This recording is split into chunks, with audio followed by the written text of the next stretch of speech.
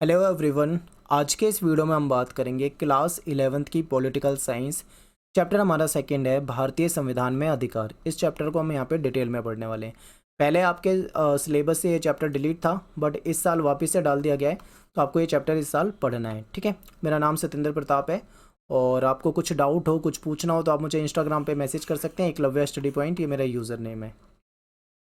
Telegram group जो है हमारा, उसमें जुड़ जाइए। वहाँ पे आपको सारी वीडियो के लिंक जो है इंपॉर्टेंट या प्लेलिस्ट वगैरह इंपॉर्टेंट क्वेश्चन सब कुछ आपको वहाँ पे मिल जाएंगे।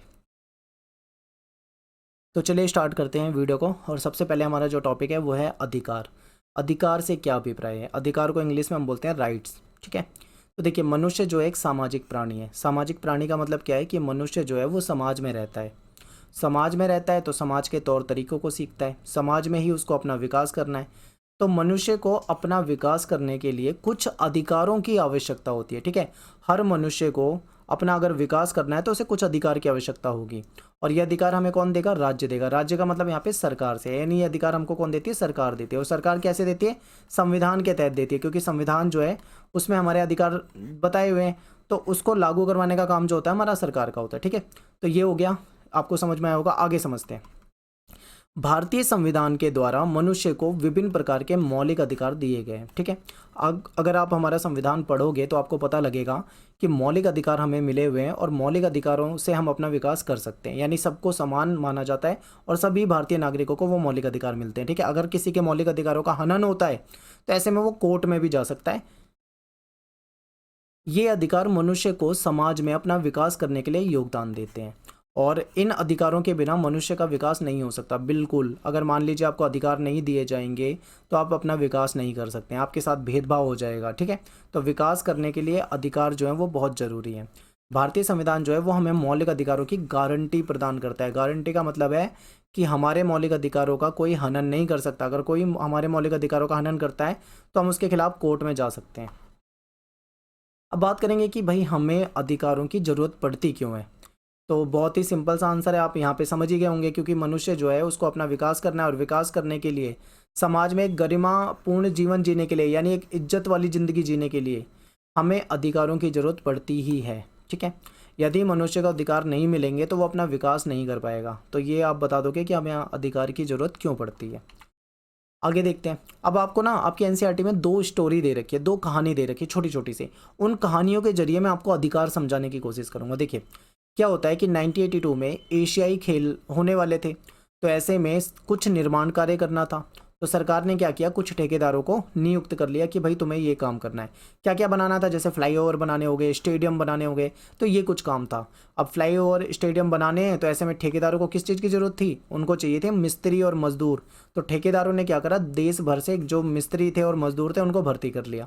ठीक है, यहाँ तक आपको समझ में आया? आगे देखियो, मजदूरों से कामकाज की दयनीय दशा में काम लिया गया और उनको जो न्यूनतम जो मजदूरी सरकार ने निर्धारित कर रखी थी वो भी उनको नहीं दी। अब यहाँ पे समझिए, देखिए, मजदूरों के भी तो कुछ अधिकार होते हैं ना, लेकिन उनको वो अधिकार नहीं मिले। उनकी जो काम करने की स्थिति थी बहुत ही दयनीय थी, यानी उनको सुविधाएं वगैरह नहीं थी, बहुत बुरे हालात में वो काम कर रहे थे। एक तो यहाँ पे उनके अधिकार का हनन हो गया। दूसरी चीज़ देखिए, सरकार ने क्या कह रखा था कि भाई हर मजदूर को एक न्यूनतम मजदूरी जरूर मिलेगी, लेकिन इनको क्या मिल रहा था? न्यूनतम मजदूरी से भी कम पैसा मिल रहा था। यानी जो न्यूनतम मजदूरी थी उससे कम पैसा इनको दे रही थी सरकार, ये ठेकेदार, सॉरी। तो फिर ऐसे में क्या हुआ, इनका शोषण हुआ एक तरह से, क्योंकि इनसे काम ज़्यादा कराया गया और इनको पैसा जो है वो कम दिया गया। तो समाज वैज्ञानिकों की एक टीम ने क्या किया, इनकी स्थिति का अध्ययन करा। उन्होंने मजदूरों को समझा, उनकी समस्याओं का अध्ययन किया और उसके बाद सुप्रीम कोर्ट गए और वहाँ पे एक याचिका डाल दी। ठीक है, याचिका में उन्होंने क्या बताया कि भाई ये जो मजदूर लोग हैं और इनको न्यूनतम मजदूरी से कम पैसा दिया जा रहा है, ये एक तरह से बंधुआ मजदूरी जैसा है। यानी ये बंधुआ मजदूरी करवा रहे हैं इनसे, इनको पैसा कम दिया जा रहा है। ठीक है, इनका शोषण हो रहा है। तो इस चीज़ को लेकर सुप्रीम कोर्ट चले गए। तो नागरिकों को जो हमें, आपको पता है कि हमारे देश में हर नागरिक को शोषण के विरुद्ध मौलिक अधिकार का मतलब दिया गया है। हमारा संविधान जो है वो शोषण के विरुद्ध विरुद्ध मौलिक अधिकार देता है। अगर आपका कोई शोषण कर रहा है तो आप उसके खिलाफ जा सकते हैं कोर्ट में। तो इसको उल्लंघन बताया गया, शोषण के विरुद्ध जो मौलिक अधिकार है इसका। तो फिर जो कोर्ट थी, कोर्ट ने इस समस्या को सुना और ये माना कि सरकार को इन मजदूरों को जो इनकी न्यूनतम जो मजदूरी तय की गई थी वो वाले पैसे इनको वापस देने पड़ेंगे। ठीक है, जो पैसे इनको नहीं मिले, कम पैसे मिले, इनको वापस से न्यूनतम मजदूरी देनी पड़ेगी। तो ये फैसला हुआ। तो इस पूरी स्टोरी से आपको क्या समझ में आया कि मजदूर जो थे उनसे दयनीय स्थिति में काम कराया जा रहा था, यानी कि उनके अधिकार छीने जा रहे थे। फिर क्या है कि उनको जो न्यूनतम मजदूरी, ये सभी का अधिकार होता है भाई, मजदूरी जो भी उनको मिलती है उससे भी कम पैसा दिया जा रहा था, तो एक तरह से इनका शोषण हो रहा था। तो ये आपको इस स्टोरी में आपको अधिकार के बारे में पता लग गया। अब आप समझ सकते हैं कि अधिकारों का कितना महत्व है। ये कोर्ट में क्यों गए? क्योंकि इनको हमारा संविधान अधिकार देता है। मान लो हमारा संविधान अधिकार ही नहीं देता तो इनको शोषण और ज़्यादा होता रहता। तो इसलिए अधिकार हमें बहुत ज़रूरी है। आगे देखो, एक और स्टोरी है। एक मचल लालुंग नाम का एक व्यक्ति है जो कि गिरफ्तार कर लिया जाता है उस समय में जब उसकी उम्र होती है 23 वर्ष, यानी कि 23 साल की उम्र में उसको गिरफ्तार किया गया। वो असम का रहने वाला है और उस पर आरोप था कि उसने किसी व्यक्ति को गंभीर चोट पहुंचाई है। ठीक है।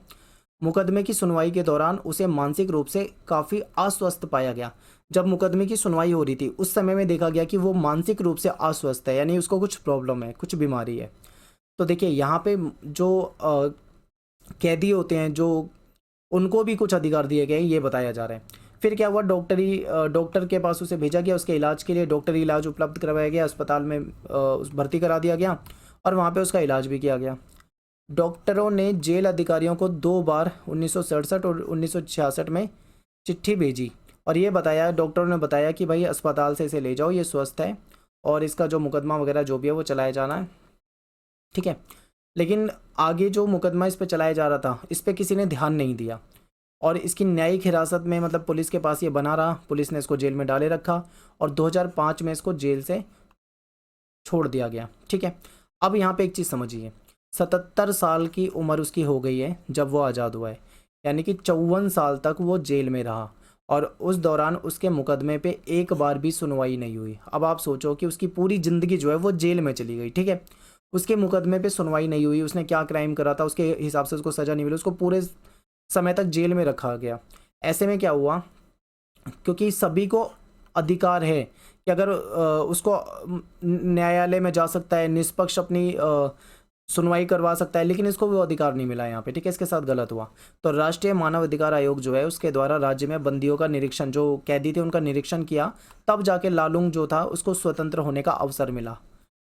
मचल जो है इसका पूरा जीवन जो है वो ऐसे ही व्यर्थ बीत गया, बेकार में, क्योंकि उसके मुकदमे पे कभी सुनवाई ही नहीं हो पाई। तो हमारा संविधान जो है वो सभी नागरिकों को अधिकार देता है कि जीवन और स्वतंत्रता का अधिकार हमें है। ठीक है। इसका मतलब ये है कि नागरिकों को अपने मुकदमे में निष्पक्ष सुनवाई का अधिकार है। तो यहाँ पे भी आपको एक स्टोरी सुनाई गई है, स्टोरी में आपको बताया गया है कि किस प्रकार से इसके अधिकारों का यहाँ पे हनन होता है। तो इसलिए आपको समझ में आ गया होगा कि हमें अपनी लाइफ में जो अधिकार होते हैं उसकी बहुत ज़्यादा ज़रूरत होती है। अधिकारों के बिना हम अपना विकास नहीं कर सकते। नेक्स्ट है कि भारतीय संविधान में मौलिक अधिकार, ये बहुत इंपॉर्टेंट है। तो देखिए हमारा जो संविधान है उसका जो पार्ट 3 है, यानी कि भाग 3, उसमें जो आर्टिकल 12 से लेकर 35, यानी अनुच्छेद 12 से लेकर 35 तक मौलिक अधिकारों का प्रावधान किया गया है, उसका वर्णन किया गया है। तो संविधान का जो भाग 3 है ये इस भारत का मैग्ना कार्टा के नाम से भी जाना जाता है, क्योंकि इसमें हमारे सारे मौलिक अधिकार आपको मिल जाते हैं।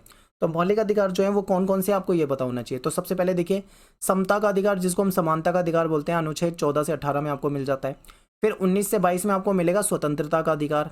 फिर शोषण के विरुद्ध अधिकार मिलेगा आपको 23-24 आर्टिकल में। फिर धार्मिक स्वतंत्रता की बात करें तो 25 से 28 तक आपको धार्मिक स्वतंत्रता का अधिकार मिलता है। फिर संस्कृति और शिक्षा संबंधी अधिकार मिलते हैं आपको 29 और 30 आर्टिकल में। और संवैधानिक उपचारों का अधिकार मिलता है आपको 32 यानी 32वें आर्टिकल में। ठीक है। तो ये कुछ मौलिक अधिकार है जो हमको मिले हुए हैं। अब हम इन मौलिक अधिकारों को बिल्कुल डिटेल में विस्तार से समझते हैं एक एक करके। तो हाँ, एक चीज़ और रह गई है, ये भी आपको पता होना चाहिए। देखिए पहले ना मौलिक अधिकारों में एक और मौलिक अधिकार होता था जिसको बोला जाता था संपत्ति का अधिकार, जो कि आर्टिकल 31 में था। लेकिन क्या हुआ कि सरकार ने एक संविधान में एक संशोधन किया 1978 में और मौलिक अधिकारों की सूची से, लिस्ट से इसको हटा दिया। इसको क्या बना दिया, एक सामान्य कानूनी अधिकार बना दिया। तो ये भी आपको याद रखना है, ये बिल्कुल आपको याद रखना है कि पहले ये भी मौलिक अधिकार होता था। ठीक है। तो चलिए अब बात करेंगे समता का अधिकार जो है अनुच्छेद 14 से 18 तक, इसमें क्या क्या बातें आती हैं।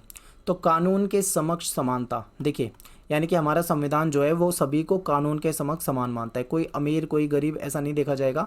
जिसने क्राइम किया है तो उसको कानून के अनुसार सजा मिलेगी। ठीक है। ये है प्रावधान हमारे संविधान के तहत, यानी कानून के सामने सभी समान होंगे। सेकेंड है आपका कि कानून के समान संरक्षण, यानी कानून का सभी को समान संरक्षण मिलेगा। धर्म या मूल वंश या जाति या लिंग या जन्म स्थान के आधार पे कोई भेदभाव नहीं किया जाएगा, ठीक है। चाहे किसी का कोई भी धर्म हो, किसी की कोई भी जाति हो, ठीक है, चाहे उसका जन्म कहीं पे भी हुआ हो, इन आधारों पे उसके साथ किसी प्रकार का भेदभाव नहीं होगा। ये आपका समता का अधिकार में आता है, यानी सभी को समान माना जाएगा, ठीक है। दुकानों, होटलों, कुओं, तालाबों, स्नान घाटों, सड़कों आदि में प्रवेश की समानता, यानी कि सभी को, कोई भी व्यक्ति किसी भी दुकान पे जा सकता है, किसी भी होटल में जाके रह सकता है, वहाँ पे खाना वगैरह खा सकता है, कुओं में पानी भर सकता है, तालाब वगैरह का यूज़ कर सकता है, सड़कों पे चल सकता है। तो सभी को समान अधिकार हैं, किसी के साथ यहाँ पे कोई भेदभाव नहीं किया जाएगा। इसको समानता का अधिकार कहा जाता है, ठीक है। तो ये सारी चीज़ें आपको समझते हुए चलना है। रोजगार के अवसर की समानता, यानी रोजगार के अवसर सबको समान मिलेंगे। छुआछूत का अंत और उपाधियों का अंत। छुआछूत एक ये समस्या थी, जाति प्रथा। इसमें क्या था भाई, कुछ जातियों को निम्न जाति माना जाता था और उनको छुआ नहीं जाता था, ठीक है, उनको छूना भी पाप समझा जाता था। तो इसका भी हमारा संविधान जो है अंत करता है, यानी छुआछूत नहीं रहेगा। और उपाधियों का, यानी उपाधि जो है, उपाधि पहले मिला करती थी, ठीक है, जब राजाओं का शासन वगैरह होता था उस समय में, तो वो उपाधियों का अंत कर दिया जाएगा। उपाधि वगैरह जो ऑनर जो मिलते हैं, सम्मान वगैरह मिलते हैं, ये सेना के क्षेत्र में, एजुकेशन के क्षेत्र में यहाँ तो मिलते रहेंगे, लेकिन अन्य क्षेत्रों में इसको बंद कर दिया जाएगा, ठीक है। इसके बाद है आपका स्वतंत्रता का अधिकार, जो कि आपके आर्टिकल 19 से लेकर 22 तक है।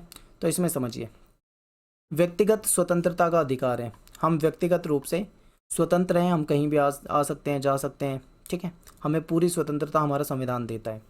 भाषण देने की और अभिव्यक्ति का अधिकार है, हम अपने विचारों को अभिव्यक्त कर सकते हैं, भाषण दे सकते हैं, ठीक है, ये हमें हमारा संविधान जो है पूरा अधिकार देता है। शांतिपूर्ण ढंग से जमा होने और सभा करने का अधिकार, अगर आप शांतिपूर्ण ढंग से बिना हथियार के कहीं पे इकट्ठा होना चाहते हैं, कोई सभा करना चाहते हैं, आपसी बातचीत करना चाहते हैं, तो इसका भी अधिकार जो है आपको संविधान देता है। लेकिन यहाँ पे कोई इलीगल एक्टिविटी नहीं होनी चाहिए, ठीक है। नेक्स्ट हमारा संगठित होने का अधिकार, हम संगठित हो सकते हैं, इसका भी अधिकार है, आप संगठन बना सकते हो, जुड़ सकते हो, ठीक है। भारत में कहीं भी आने जाने का, भारत के किसी भी हिस्से में बसने और रहने का अधिकार, आप पूरे देश में कहीं भी आ सकते हो, जा सकते हो, कहीं पे भी आप रह सकते हो, ठीक है, आपको पूरा अधिकार जो हमारा संविधान देगा। कोई भी पेशा चुनने, मान लो आप कोई रोजगार चुनते हैं, कोई आपको कोई भी काम करना हो, जैसे आप टीचर बनना चाहते हैं, आप वकील बनना चाहते हैं, या आप डॉक्टर बनना चाहते हैं, तो आप कोई भी पेशा चुन सकते हैं, उसमें आपको पूरा अधिकार दिया गया है। व्यापार करने का आपको अधिकार है पूरा, आप व्यापार कर सकते हैं, ठीक है। तो ये आपका हो जाएगा स्वतंत्रता का अधिकार। इसके अलावा देखो, जीवन की रक्षा, हर कोई व्यक्ति अपने जीवन की रक्षा करता है, उसको वो अधिकार दिया गया है। दैहिक स्वतंत्रता का अधिकार है। शिक्षा का अधिकार है कि भाई सभी व्यक्ति शिक्षा प्राप्त कर सकते हैं। और जो अभियुक्त हैं, जो क्रिमिनल वगैरह होते हैं या जो सजा पाए लोग हैं, उनको भी अधिकार मिले होते हैं, ठीक है। क्रिमिनल के भी कुछ अधिकार होते हैं, सजा पाए हुए लोगों के भी कुछ अधिकार होते हैं, जो हमारा संविधान जो है वो हमें देता है। अब यहाँ पे एक क्वेश्चन ना आपके पेपर में कई बार आता है, ये पेपर में काफ़ी पूछा जाता है। तो क्वेश्चन ये है कि निवारक नज़रबंदी जो है, इसके बारे में बताइए। तो देखिए, नॉर्मली क्या होता है कि किसी व्यक्ति को गिरफ्तार कब किया जाता है, जब वो कोई अपराध करेगा, यानी कि नॉर्मली यही होता है कि किसी व्यक्ति को तब गिरफ्तार करते हैं जब उसने कोई क्राइम करा हो। लेकिन इसमें भी एक अपवाद है। क्या होता है कि कभी कभी किसी व्यक्ति को इस आशंका पर भी गिरफ्तार कर लिया जाता है कि वह कोई गैर कानूनी कार्य करने वाला है। अब यहाँ पे समझिए, गैर कानूनी कार्य करने वाला है, उसने करा नहीं है लेकिन वो कर सकता है या करने वाला है। अगर सरकार को या पुलिस को पता लग जाता है तो वो उसको गिरफ्तार करवा सकती है, हमारे संविधान में अधिकार दिया हुआ है, ठीक है। और फिर उस पर जो भी प्रोसेस होती है आगे, वो प्रक्रिया करी जाएगी, उसे जेल ले जाया जाएगा, ठीक है, उसकी जाँच की जाएगी। इसे निवारक नज़रबंदी कहते हैं। इसका अर्थ ये हुआ कि यदि सरकार को लगे कि कोई व्यक्ति देश की कानून व्यवस्था और शांति सुरक्षा के लिए खतरा बन सकता है, तो वो उसको गिरफ्तार कर सकती है, उस पर आगे कार्रवाई कर सकती है। और इसमें क्या होता है, ज़्यादा से ज़्यादा 3 महीने के लिए ही गिरफ्तारी की जाती है। अगर मान लो साबित हो जाता है कि भाई वो क्राइम करने वाला था, उस पर सबूत मिल जाते हैं, तो उसकी सज़ा आगे बढ़ाई जा सकती है। लेकिन अगर नहीं पता लगता तो मैक्सिमम 3 महीने तक ही रखा जाता है, ठीक है। यहाँ पे क्या होता है, ये सरकार सुरक्षा के लिए करती है। मान लो सरकार को किसी पे शक है कि भाई ये नुकसान पहुंचा सकता है, तो वो वेट थोड़ी करेगी कि नुकसान पहुंचा दे, क्राइम कर दे, उसके बाद हम गिरफ्तार करेंगे। नहीं, सरकार को अगर लगता है, पुलिस को लगता है कि भाई पहले ही वो ऐसा कर सकता है, तो उसको गिरफ्तार किया जा सकता है। इसको निवारक नज़रबंदी कहते हैं। बहुत इंपॉर्टेंट है, पेपर में बहुत ज़्यादा पूछा जाता है, इसलिए आपको ये याद रखना है। आगे देखिए, शोषण के विरुद्ध अधिकार 23-24। इसमें क्या है कि मानव का दुर्व्यापार और बंधुआ मजदूरी पे रोक, यानी कि मानव तस्करी नहीं होगी, बंधुआ मजदूरी नहीं कराई जाएगी किसी से, या मान लो कोई ऐसे काम है जो जोखिम वाले काम है, वहाँ पे जो बच्चे होते हैं उनसे मजदूरी नहीं कराई जाएगी। ठीक है, ये शोषण के विरुद्ध अधिकार होता है। अगला है आपका धार्मिक स्वतंत्रता का अधिकार, जो कि आर्टिकल 25 से 28 तक में आपको मिलती है। तो देखिए, हमें आस्था और प्रार्थना करने की आज़ादी है। आप जिस जिस भी ईश्वर की पूजा करते हैं, आप उसको अपने उसके प्रति आप आस्था रख सकते हैं, उसकी पूजा कर सकते हैं। ठीक है, आपको पूरी आज़ादी है। धार्मिक मामलों का आप मैनेजमेंट कर सकते हैं, ये आपको आज़ादी है। किसी विशिष्ट धर्म की अभिवृद्धि के लिए कर अदायगी की स्वतंत्रता है। और कुछ शिक्षा संस्थाएं जो हैं जिसमें धार्मिक शिक्षा या उपासना है उस होती है, तो वहाँ पे भी आप उपस्थित हो सकते हैं, वो उसकी भी आपको आज़ादी मिलती है। इसके अलावा है एक है संस्कृति और शिक्षा संबंधी अधिकार। तो जो अल्पसंख्यक लोग हैं उनकी भाषा, अल्पसंख्यक लोग जो हैं वैसे ही वो संख्या में कम होते हैं, उनकी अपनी एक भाषा होती है, उनकी अपनी एक संस्कृति होती है। तो ये संख्या में वैसे ही कम है, तो इनको अधिकार दिए गए हैं कि अपनी संस्कृति और अपनी भाषा को बचाए रखना, उसका संरक्षण रखना। अल्पसंख्यकों की जो शैक्षिक संस्थाएं होती है, जहाँ पे उनको एजुकेशन वगैरह मिलती है, उसको स्थापित करने का भी इनको अधिकार होता है। ये हमारा संविधान अधिकार देता है। अगला देखिए आप, अगला है आपका संवैधानिक उपचारों का अधिकार। तो मौलिक अधिकारों को लागू करवाने के लिए अदालत जाने का अधिकार, यानी मान लीजिए कि आपके मौलिक अधिकारों का हनन हो रहा है, तो ऐसे में आपको अधिकार दिया हुआ है कि आप अदालत में जा सकते हैं। डॉक्टर भीमराव अंबेडकर ने इस अधिकार को संविधान की हृदय और आत्मा का नाम दिया। ये बहुत इंपॉर्टेंट है, आपसे पेपर में क्वेश्चन आता है कि बताइए कौन सा अधिकार है हमारा मौलिक अधिकार जिसको डॉक्टर अंबेडकर ने संविधान का हृदय या फिर आत्मा कहा है। तो आपको याद रखना है, संवैधानिक उपचारों का जो अधिकार है आर्टिकल 32, ये आपके लिए इंपॉर्टेंट है। इसके अनुसार क्या है, प्रत्येक नागरिक को ये अधिकार दिया गया है कि मौलिक अधिकारों का अगर उल्लंघन होता है तो वो या तो हाई कोर्ट में जा सकता है या फिर वो सुप्रीम कोर्ट में जा सकता है, उसको अधिकार मिला हुआ है। ठीक है, सर्वोच्च न्यायालय या उच्च न्यायालय जो है, हमारी जो सुप्रीम कोर्ट या हाई कोर्ट है, वो मौलिक अधिकारों को लागू कराने के लिए सरकार को आदेश देगी। आदेश देने के लिए वो कई तरह की रिट जारी कर सकती है। ठीक है, इसको स्पेशल आदेश आप कह सकते हो, विशेष आदेश, इसको प्रादेश भी कहा जाता है या फिर इसको रिट कहा जाता है। तो रिट जो है आपके 5 तरह के हैं, इनको समझिए। तो पहला रिट आपका है बंदी प्रत्यक्षीकरण। इसका मतलब क्या है, इसको समझिए। देखिए, बंदी प्रत्यक्षीकरण के द्वारा अदालत जो है वो किसी गिरफ्तार व्यक्ति को न्यायालय के सामने प्रस्तुत करने का आदेश देती है। अगर उसको लगता है कि कोई व्यक्ति गिरफ्तार है, उसके मौलिक अधिकारों का उल्लंघन हो रहा है, तो ऐसे में कोर्ट उसको आदेश देगी कि उसको न्यायालय के सामने लाया जाए। यदि गिरफ्तारी का तरीका या जो कारण है वो गैर कानूनी या असंतोषजनक लगेगा, अगर मतलब कोर्ट को ऐसा लगता है कि इसको गलत तरीके से गिरफ्तार कर लिया गया, या फिर इसकी कोई गलती नहीं थी फिर भी गिरफ्तार कर लिया गया, या सही नहीं लगता कोर्ट को, तो ऐसे में क्या है, न्यायालय जो है उस व्यक्ति को छोड़ने का आदेश दे सकता है, यानी कि उसको बचाया जा सकता है। ठीक है, तो ये हो जाएगा हमारा बंदी प्रत्यक्षीकरण। नेक्स्ट देखिए, अगला रिट हमारा कौन सा है, परमादेश।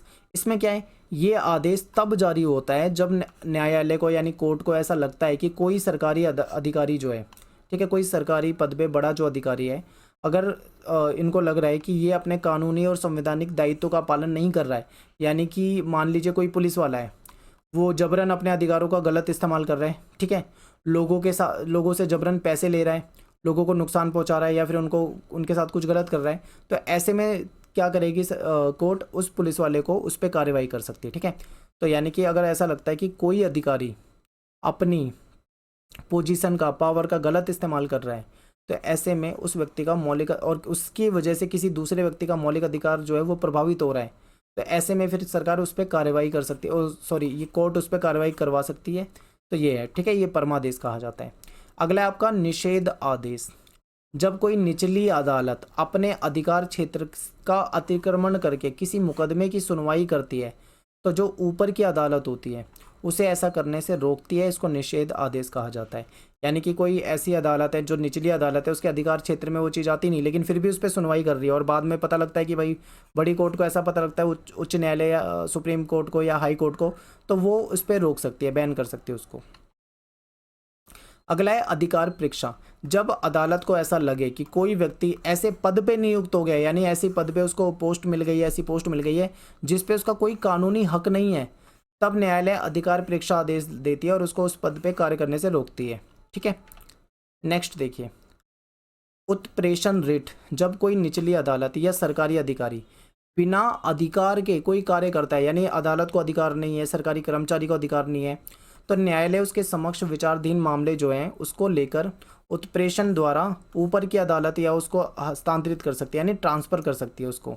और बाद में इन अधिकारों की रक्षा के लिए जो न्यायपालिका है, हमारी अदालत है, उसके अलावा कुछ संरचना और भी हैं, वो भी काम करती है। जैसे हमारा अल्पसंख्यक आयोग हो गया, महिला आयोग हो गया, या अन्य कई सारे आयोग हैं, वो भी काम करते हैं। तो ये आपकी लास्ट रिट है, उत्प्रेषण रिट। नेक्स्ट है आपका राज्य के नीति निर्देशक तत्व। देखिए हमारा संविधान जो है उसको संविधान सभा ने बनाया है, ठीक है। जब संविधान सभा हमारे संविधान का निर्माण कर रही थी, संविधान बना रही थी, तो जो हमारे संविधान के निर्माता थे, जो उसको बनाने वाले हमारे संविधान सभा के मेंबर थे, उनको ये अंदाजा था कि स्वतंत्र भारत को अनेक चुनौतियों का सामना करना पड़ेगा। यानी कि जो संविधान बना दिया है उससे काम नहीं चलेगा, बहुत सारी ऐसी चुनौतियां भी आएंगी जिसका सामना करना पड़ेगा। तो ऐसे में सभी नागरिकों में समानता लाना जो है, या सभी का कल्याण कर पाना, ये बहुत बड़ी चुनौती थी। और इस चीज़ को संविधान को बनाने वाले हमारे संविधान सभा के जो सदस्य थे वो इसको समझ रहे थे। तो उन लोगों ने ये सोचा कि इन समस्याओं को हल करने के लिए कुछ नीतिगत निर्देश जरूरी हैं, यानी कि कुछ फैसले लेने जरूरी हैं। इसके साथ ही वे इन नीतियों को आने वाली सरकारों के लिए बाध्यकारी भी नहीं बनाना चाहते थे, ठीक है। अब यहाँ पे समझिए, वो समझ चुके थे कि कुछ हमें ऐसे निर्देश भी देने चाहिए, संविधान में डालने चाहिए, जो आने वाले समय में मतलब जो समस्याएं हैं उनसे निपटने के लिए काम आए। और वो ये भी चाहते थे कि इसको बाध्यकारी ना बनाएं, यानी कि ये किसी पे मतलब सरकार पे ये नहीं है कि जरूरी उसको ये करना ही करना है, बाध्यकारी बिल्कुल नहीं बनाना चाहते थे। इसलिए संविधान निर्माताओं ने भारतीय संविधान में कुछ नीति निर्देशक तत्वों को डाल दिया था, जिसको निर्देशक तत्व के रूप में हम जानते हैं, नीति निर्देशक तत्व, इसको डीपीएससी भी कहा जाता है, ठीक है, इस नाम से हम जानते हैं। लेकिन इनको न्यायालय के माध्यम से लागू करवाने की व्यवस्था नहीं की गई। अब यहाँ पे आप समझिए, देखिए संविधान निर्माताओं को पता था कि कुछ चुनौतियां आएंगी, इसलिए उन्होंने कुछ नीति निर्देशक तत्व डाल दिए थे, ठीक है, संविधान के अंदर। ये सरकार पे बाध्यकारी नहीं है, सरकार चाहे तो इसको लागू कर सकती है, सरकार ना चाहे तो इसको लागू नहीं कर सकती। इसके लिए हम कोर्ट में भी नहीं जा सकते, याद रखिए। जैसे मौलिक अधिकार है, मौलिक अधिकार गारंटी देता है, गारंटी क्या देता है कि अगर मौलिक अधिकारों का हनन होता है मान लीजिए, तो उसके खिलाफ क्या है, कोर्ट में जाया जा सकता है। लेकिन नीति निर्देशक तत्व का पूरी तरीके से ऑप्शनल है सरकार के लिए, अगर वो चाहे तो उसको लागू कर सकती है, ना चाहे तो नहीं लागू कर सकती। आप उसके सरकार के खिलाफ कोर्ट में नहीं जाओगे कि भाई ये इस चीज़ को लागू नहीं कर रहे, जा ही नहीं सकते। तो ये नीति निर्देशक तत्व कहलाते हैं, ठीक है। आगे देखिए, इसका मतलब ये हुआ कि यदि सरकार किसी निर्देश को लागू नहीं करती तो हम न्यायालय में जाकर उसकी मांग नहीं कर सकते, हम कोर्ट में नहीं जा सकते उसको लागू करवाने के लिए। हम न्यायालय सरकार को आदेश दे, ऐसा कोई ज़रूरी नहीं है। इसलिए कहा जाता है कि नीति निर्देशक तत्व जो है वो वाद योग्य नहीं है, यानी ये इस पर वाद विवाद डिबेट वगैरह नहीं हो सकती है। अर्थ यह हुआ कि संविधान का ये एक हिस्सा है जिसे न्यायपालिका द्वारा लागू नहीं कराया जा सकता, ठीक है। सरकार चाहे तो कर सकती है, ना चाहे तो नहीं कर सकती। अब बात करेंगे नीति निर्देशक तत्व जो है वो क्या है। तो देखिए, ये कुछ लक्ष्य और उद्देश्य हैं जो कि एक समाज के रूप में हमें स्वीकार करने चाहिए। देखिए, समाज में बहुत तरह की समस्याएं, चुनौतियां आती रहती है, तो कुछ चीज़ें रखी गई थी कि भाई इससे हम समाज में कुछ सुधार ला सकते हैं। वे अधिकार जो नागरिकों को मौलिक अधिकारों के अलावा मिलने चाहिए। हाँ, नीति निर्देशक तत्व भी कुछ अधिकार की तरह ही है, और ऐसा कहा जाता है। देखिए, अब ये समझिए, आप यहाँ पे सरकार ने कुछ अधिकार फिक्स कर दिए, जैसे मौलिक अधिकार जो थे वो सरकार ने कर दिए हैं भाई, क्योंकि संविधान हमारा कहता है कि भाई मौलिक अधिकार सबको मिलने चाहिए, तो ये अधिकार जो है ये मिलेंगे ही मिलेंगे, ये फिक्स है कि सबको मिलने हैं। लेकिन कुछ और भी अधिकार हैं, वो नीति निर्देशक तत्वों में आ जाते हैं। इसको चाहे सरकार तो लागू कर सकती है, इसको चाहे तो नहीं कर सकती, लेकिन ये तो लागू है, इसमें तो कोई कुछ कर नहीं सकता। तो यही है, इसको हम ऐसी नीतियों के रूप में भी देख सकते हैं जो सरकार को स्वीकार करना चाहिए। देखिए, स्वीकार करना चाहिए, ठीक है, ताकि समाज का भला हो सके। सरकारों ने समय समय पे कुछ नीति निर्देशक तत्वों को लागू करने का प्रयास भी करा है, जैसे कि जमींदारी उन्मूलन कानून लेके आई थी, बैंकों का राष्ट्रीयकरण कर दिया जिससे कि आम लोगों तक बैंक जुड़ जाएं, ठीक है, और फैक्ट्री अधिनियम लेके आई थी, जो छोटे उद्योग हैं उसको प्रोत्साहन देने के लिए कुछ कानून बनाए थे। न्यूनतम मजदूरी जो निर्धारित की गई थी, अनुसूचित जाति जनजाति इनके बढ़ावे के लिए इनको आरक्षण वगैरह मिल सके, ठीक है, कुछ प्रयास सरकार ने समय समय पर करे हैं। शिक्षा का अधिकार हो गया, पूरे देश में पंचायती राज व्यवस्था लागू करनी हो गई, रोजगार की गारंटी, मिड डे मील योजना, ये सब नीति निर्देशक तत्वों से ही तो आया है। तो ये कुछ अन्य अधिकार हैं, ठीक है। तो आई होप आपको समझ में आया होगा। अब देखिए क्या होता है कि यहाँ पे एक क्वेश्चन आ जाता है कि नीति निर्देशक तत्व और मौलिक अधिकार में क्या संबंध है, या इनके बीच में क्या अंतर है, ये आपको पता होना चाहिए। देखिए, मौलिक अधिकार जो हैं वो नीति निर्देशक तत्वों, मौलिक अधिकार और नीति निर्देशक तत्वों को एक दूसरे के पूरक के रूप में देख सकते हैं, क्योंकि जो हमारे फंडामेंटल राइट है जिसको हम मौलिक अधिकार कहते हैं, ठीक है, फंडामेंटल राइट, मौलिक अधिकार, ये प्लस में हमारे जो नीति निर्देशक तत्व हैं जिसको हम डीपीएससी कहते हैं, ये एक दूसरे के पूरक हैं, यानी कि कुछ चीज़ों की कमी मौलिक अधिकारों में रह जाती है तो उसको ये नीति निर्देशक तत्व पूरे कर सकते हैं। आगे देखिए, जहां मौलिक अधिकार सरकार के कुछ कार्यों पर प्रतिबंध लगाते हैं, देखिए मौलिक अधिकार जो है सरकार के कुछ कामों पर प्रतिबंध भी लगाते हैं, वहीं नीति निर्देशक तत्व जो है वो कुछ कार्य करने की प्रेरणा देते हैं सरकार को, यानी प्रेरणा का स्रोत बन जाते हैं। मौलिक अधिकार जो है वो व्यक्ति के अधिकारों की बात करता है, इंपॉर्टेंट ये याद रखना, मौलिक अधिकारों में हमेशा से व्यक्ति की बात होती है, ठीक है, कि व्यक्ति को समानता का अधिकार होना चाहिए, स्वतंत्रता का अधिकार होना चाहिए, शोषण के विरुद्ध अधिकार होना चाहिए, यानी व्यक्ति इंडिविजुअल की बात चल रही है यहाँ पे। लेकिन जो नीति निर्देशक तत्व है वो व्यक्ति की बात नहीं करता, वो समाज की बात करता है, यानी बड़े लेवल पे बात करता है, पूरे समाज की, एक व्यक्ति की बात नहीं करेगा, लेकिन मौलिक अधिकार हर एक व्यक्ति की बात करता है, ठीक है। कभी कभी क्या होता है, नीति निर्देशक तत्वों को लागू करने में मौलिक अधिकार से टकरा जाते हैं। एक इसका बहुत अच्छा एग्जाम्पल है, कैसे टकरा जाते हैं समझिए। पहले क्या था, एक अधिकार होता था, मैंने आपको बताया था संपत्ति का अधिकार। संपत्ति का अधिकार क्या होता था, ये एक मौलिक अधिकार होता था, मैंने आपको स्टार्टिंग लेक्चर में समझा दिया था।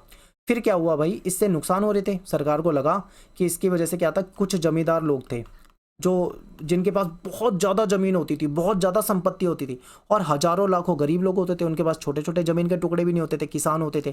तो सरकार ने संपत्ति के अधिकार पे कुछ रोक लगा दी, यानी कि भाई अब एक व्यक्ति इससे ज़्यादा ज़मीन नहीं रख पाएगा, तो ऐसे में उसकी ज़मीन पे अधिग्रहण करके सरकार उसको छोटे छोटे टुकड़े करके किसानों को दे सकती है।